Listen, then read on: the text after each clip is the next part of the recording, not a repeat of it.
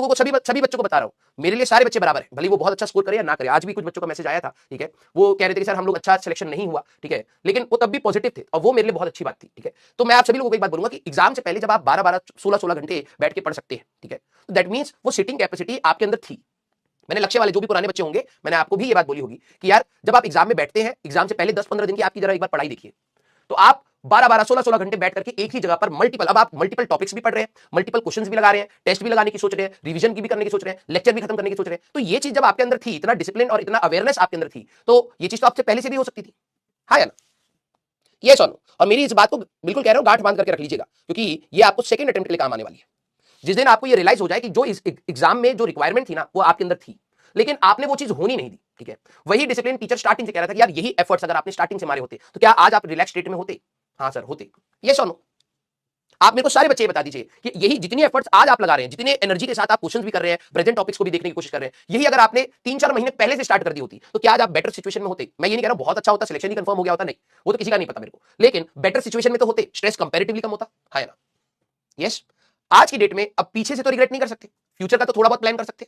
Yes, मैं आपको वही कह रहा हूं कि यही जो आपने अगर सोच लिया कि यार आज मैं जितने एफर्ट्स डाल रहा हूं, this is going to help me in second attempt, तब आपको अपने आप समझ आ जाएगा कि यार ये डिसिप्लिन जो मेरे अंदर आई है, इसको गवाना नहीं है, ये इतनी मुश्किल से आई है, ये डर के साथ भले ही आई है। अब कुछ बच्चे क्या कहते हैं, जैसे ही एग्जाम खत्म होता है थोड़ा सा रिलैक्स होता है और फिर ये डिसिप्लिन दोबारा चला जाता है, ठीक है। ये आपको दिखेगा दोबारा फरवरी के फर्स्ट वीक में, उस समय क्लासेस भी नहीं होंगी, आपको रिलैक्स करने के लिए थोड़ा सा कूल डाउन होने के लिए छोड़ेंगे, क्योंकि नहीं तो दिमाग भर जाएगा, सैचुरेशन आपको बहुत जल्दी आ जाएगा फिर से, तो आपको थोड़ा सा रिलैक्सिंग स्टेट में डाला जाएगा कि भाई अब तू थोड़ा सा आराम हो जा, आराम से हो जा, ठीक है, थोड़ा दिन कोई नहीं पढ़ रहा, कुछ नहीं। लेकिन अगर आपने उस प्रोसेस में अपने डिसिप्लिन को गवा दिया, जो आप लोग यहाँ पर भी बैठ करके पढ़ पा रहे हैं, जो रिवीजन कर रहे हैं, अगर आपने वो डिसिप्लिन गवा दिया जस्ट बिकॉज कि अब एग्जाम 1-1.5 महीने बाद है, वही नवंबर में जो हम लोग आपको कह रहे थे, अगर आपने दोबारा दोहरा दिया तो फिर कोई फायदा नहीं हुआ इस 16-16 घंटे पढ़ने का।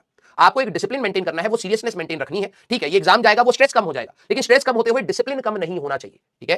क्लियर है क्या? ये सुनो, तो ये चीज तो आपके अंदर थी, और मैं हर बच्चे को यही पुश करता था अक्टूबर नवंबर से कि भाई अब आजा मैक्सिमम पर, अब आजा मैक्सिमम पर। अगर तो अपना रोज कुछ ना कुछ समय बर्बाद कर रहा है, आप सभी लोगों को पता होगा आज आपका जो टाइम वेस्टेज है वो कंपैरेटिवली कम हो रहा है, और देखना जनवरी के 10 से लेकर 20 जनवरी के बीच में आप लोग टाइम वेस्ट बहुत ही मिनिमम पे ले जाओगे, कईयों का शायद 0 हो जाए और कईयों का बिल्कुल मिनिमम पर होगा। सर इससे ज्यादा मैं और समय नहीं दे सकता डिस्ट्रैक्शंस पर या फिर रील्स पर या फिर वीडियोस पर या फिर कुछ भी, ठीक है। तो मतलब वो चीज तेरे अंदर थी कि तू कंट्रोल कर सकता था अपने डिस्ट्रैक्शंस को, है ना। लेकिन बात यह कि तूने रियलाइज नहीं करी ये तेरे अंदर थी, तेरे अंदर वही डिटर्मिनेशन आ जाती ना, एग्जाम का स्ट्रेस अभी करवा रहा है, लेकिन देखो अगर ये रियलाइज हो जाए कि यार ये मेरे अंदर था, एग्जाम खत्म होने के बाद हो सकता है स्ट्रेस कम हो, ये डिसिप्लिन और ये जो बैठने की जो लत थी वो खत्म नहीं होनी चाहिए, क्योंकि अभी एग्जाम हम लोग हाफ वे आए, एक बार अटेम्प्ट हुआ, अभी सेकंड अटेम्प्ट है और यही डिसिप्लिन काम आने वाला है। तो मार्च के आखिरी में तो सभी लोग पढ़ेंगे, डिफरेंस कौन क्रिएट कर रहा है जब सब लोग रिलैक्स्ड है और कौन मेहनत कर रहा है? आखिरी में तो सभी लोग पढ़ रहे हो। डिफरेंस यहाँ पर जो आगे पीछे हो रहा है वो कहां से आ रहा है? वो स्टार्टिंग की डिसिप्लिन से आ रहा है बेटा। कुछ बच्चों ने स्टार्टिंग से डिसिप्लिन फॉर्म में रखा है, अपने आप को मैक्सिमम पुश किया है, तो वो डेफिनेटली आप लोगों से थोड़ा सा आगे की साइड में चल रहा होगा। तो आप लोगों को यही चीज रियलाइज करनी है कि यार मेरे को अपना डिसिप्लिन खत्म नहीं करना है, एग्जाम जैसा भी जाएगा this will be a learning for us कि यार क्या और बेहतर किया जा सकता है। स्ट्रेस कम होगा तो डिसिप्लिन के साथ हम उस चीज पर दोबारा लगेंगे। क्लियर है क्या? यस, हाँ क्लियर। तो ये अब आप सभी लोगों को, हाँ, एंग्जाइटी को कैसे कंट्रोल करें? स्वाति सिंह बेटा देखो, एंग्जाइटी बहुत बड़ा वर्ड है, मैं आप लोगों को एक बात बोल देता हूं, आप चीजों को छोटा मानना स्टार्ट कर दीजिए, ठीक है। आप अपने या अपनी लाइफ या अपने ड्रीम्स को, अपने मतलब उस चीज को समझिए, ठीक है। ये एक एग्जाम, अगर आप इसकी बहुत बड़ी पिक्चर अपनी लाइफ में बना के बैठे हैं कि यार ये exam is going to be the defining thing of your career या फिर defining thing of your life, तब आपको ये बहुत बड़ा स्ट्रेस देने वाला है और उस स्ट्रेस से आपको कोई बेनिफिट नहीं हो रहा है। पहले एक चीज अपने आप को ना, इसको कहते हैं धीरे धीरे राउंड्स में काउंसलिंग होती है। जो बच्चे बहुत ज्यादा एंशियस हो रहे हैं, बहुत ज्यादा स्ट्रेस में है, तो वैसे तो मैं कहता हूं कि इसकी तो पहले से ही आपको चेक ऑन रखना चाहिए था, लेकिन देयर आर स्टिल काउंसलर्स, आप प्रेरणा पीडब्ल्यू प्रेरणा में आप कंसल्ट कर सकते हैं, that is totally free of cost, जो हम लोगों ने आप लोगों के लिए रखा है। आप बात करिए, इसमें राउंड्स ऑफ डिस्कशंस के बाद आपको समझ आएगा कि यार ये जो चीज की आप तैयारी कर रहे हो that is important but not very important, ठीक है। दोनों में डिफरेंस है और एक बार आप इस एग्जाम को उस इंपॉर्टेंस के हिसाब से देखेंगे कि यार ठीक है मेरे को इससे एक अच्छा कॉलेज मिल सकता है, एक अच्छा एक ऑप्शन मिल सकता है, लेकिन दैट डज नॉट मींस कि वो सारे ही ऑप्शंस वहीं पर बैठे हुए हैं, राइट। तो आप उस चीज को थोड़ा सा कूल डाउन करिए कि आपके दिमाग में आईआईटी का जो बबल बना दिया गया है, जिसने भी बनाया है, मैं नहीं मानता, ठीक है, कि बच्चा खुद से बनाता है, ये बनाया जाता है, ठीक है। मैं कभी भी आपके लिए दिमाग में आईआईटी का बबल नहीं बनाता हूं, क्योंकि मेरे को पता है वहां पर फ्लॉज है और वो जब फ्लॉज टूटते हैं तो इट्स वेरी हार्ट ब्रेकिंग, मैं खुद उसका शिकार रह चुका हूं। तो उतना बड़ा उसको मानिए ही मत, आप ये मानिए कि भाई मेरे को लाइफ जीनी है, ठीक है। तुम ये सोचो कि we have to live life, 70-80 साल ही काटने ना यहाँ पर, उसके बाद कौन सा एग्जाम, कौन सा कुछ। खुद से सोचो कि ये आपकी इतनी बड़ी लाइफ में एक छोटा सा पार्ट हो गया है ना। हाँ, ये आपके लिए चैलेंजिंग पार्ट है, तो चैलेंजिंग में एफर्ट्स लगते हैं, मेहनत लगती है, डेडिकेशन लगती है, डिसिप्लिन लगती है, ठीक है। और उसको करने के बाद एक सेटिस्फेक्शन भी आता है, जो आपको कहीं ना कहीं एक बूस्टअप देता है कि यार आप थोड़े से कॉन्फिडेंट फील करते हैं, ठीक है। But that does not means कि वो आपकी 70-80 जो साल की जो लाइफ है वो उसको पूरा यही एग्जाम डिसाइड कर देगा, ऐसा नहीं होता है, ठीक है।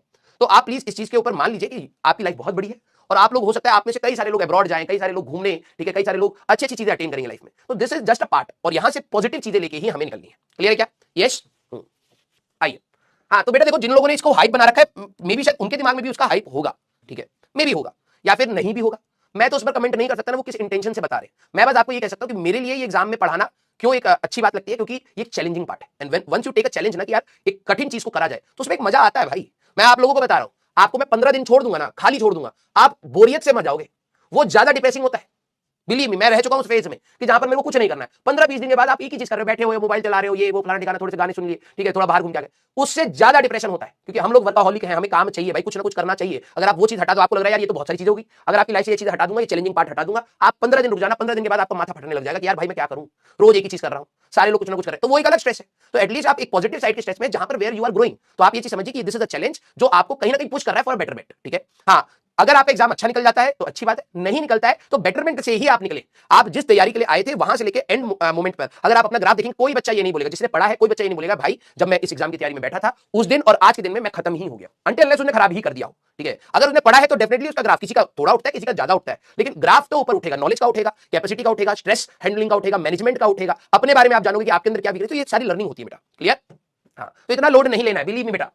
मैं आप लोगों को कई बार बोल चुका हूं, अगर मेरा आईटी नहीं भी निकला होता, ठीक है, तब भी शायद मैं थोड़ा सा नीचे अपने आप को मान रहा होता, लेकिन वो भी नीचे इसलिए मान रहा होता क्योंकि उस समय की बात बोलूं तो वो सोसाइटल प्रेशर या फैमिली प्रेशर की वजह से होता। लेकिन कहीं ना कहीं मेरे अंदर यह है कि यार मेरे को कुछ बड़ा अचीव करना था, तो मैं कहीं ना कहीं डिलेड हो जाता। हो सकता है जो चीज मैंने अपनी 30s में अचीव कर ली, ठीक है, हो सकता है मैं 35 पर अचीव करता, 5 साल और थोड़ा सा मेरे को घिसना पड़ता, लेकिन अगर मेरे अंदर होती तो मैं उसको कर ही लेता, है ना।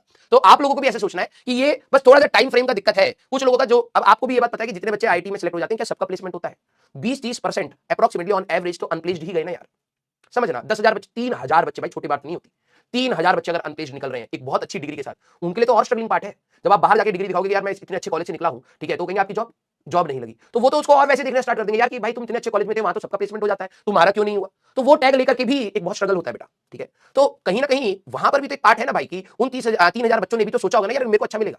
अब तुम उनका 3,000 बच्चों का मेंटालिटी सोचो, वो किस स्ट्रेस के साथ जा रहे हैं कि इतना करने के बाद भी एट द एंड मेरे को क्या मिला। तो मैं कहता हूं उसको बबल ही मत बनाओ। हो सकता है आप में से भी कई सारे बच्चे अच्छे कॉलेज में जाकर के शायद प्लेस ना हो, तो आपके दिमाग में होना चाहिए भाई मैं किसी पर डिपेंड होकर अपनी इंप्लॉयमेंट नहीं लूंगा, मेरे अंदर स्किल इतना होना चाहिए कि यार वो मेरे को इंप्लॉयमेंट मिल जाए, ठीक है, तो गो फॉर इट, ठीक है। यस, हाँ, यस। तो जितने बच्चे न्यूज में देखते हैं भाई इनको 4 करोड़ का पैकेज मिल गया, 1.5 करोड़ का पैकेज मिल गया, अच्छी बात है, हो सकता है आपको भी मिल जाए, ठीक है, अच्छी बात है। लेकिन मैं ये कहूंगा कि आपको अपने बेटरमेंट के लिए मेहनत करनी है, दूसरा कितना पा रहा है वो चीजें आप छोड़ दीजिए, क्लियर। हाँ क्लियर। आइए भाई, कंपनी में रिजर्वेशन नहीं होता, नहीं बेटा, स्किल का रिजर्वेशन होता है, बिलीव मी। अगर आपके पास प्राइवेट सेक्टर में तो इट्स ऑल रिजर्वेशन है, लेकिन स्किल का रिजर्वेशन है। आज मैं आपको घटिया पढ़ाना स्टार्ट कर दूंगा, 3 क्लासेस तक आप मेरे को टॉलरेट करोगे, 3 क्लासेस के बाद आप ही रिपोर्ट कर दोगे कि सर हमें नहीं पढ़ना, है ना। तो I have to brush up my skills, I have to develop certain skills कि आप लोग मेरे से पढ़े, दिस इज द ट्रुथ। जब मैं घर से निकलता हूं तो मैं अपने स्किल्स के साथ ही निकलता हूं, मैं अपने टैग के साथ नहीं निकलता, अपने नाम के हिसाब से नहीं निकलता, अपने फैमिली बैकग्राउंड के हिसाब से नहीं निकलता, समझ रहे हो। तो ये आपका स्किल ही मैटर करेगा, क्लियर। गवर्नमेंट की उसमें हो सकती है कुछ रिजर्वेशन होती भी है, ठीक है, लेकिन मेजॉरिटी तो प्राइवेट सेक्टर, 50% जो इंप्लॉयमेंट है आपका, जो जीडीपी में कंट्रीब्यूट कर रहा है वो प्राइवेट सेक्टर ही कर रहा है, तो आपके पास स्किल होनी चाहिए, क्लियर। यस, हाँ, चलिए बेटा, तो अब जरा हम लोग यहाँ पर बात करेंगे ray optics and optical instruments की।